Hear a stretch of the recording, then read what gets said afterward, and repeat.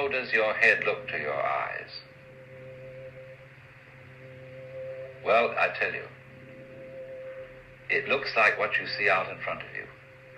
Because all that you see out in front of you is how you feel inside your head.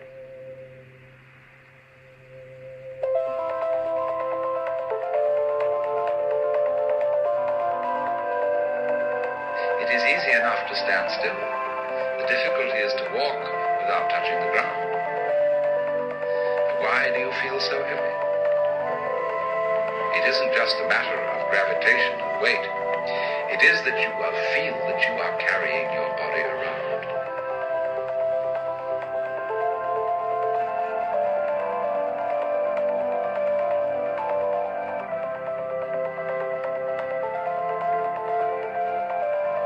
Common speech expresses this all the time. Life is a drag.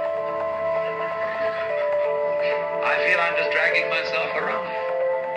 My body is a burden to me. To whom? To whom? That's the question. You see? When there is nobody left for whom the body can be a burden, the body isn't a burden. But so long as you fight it, it is.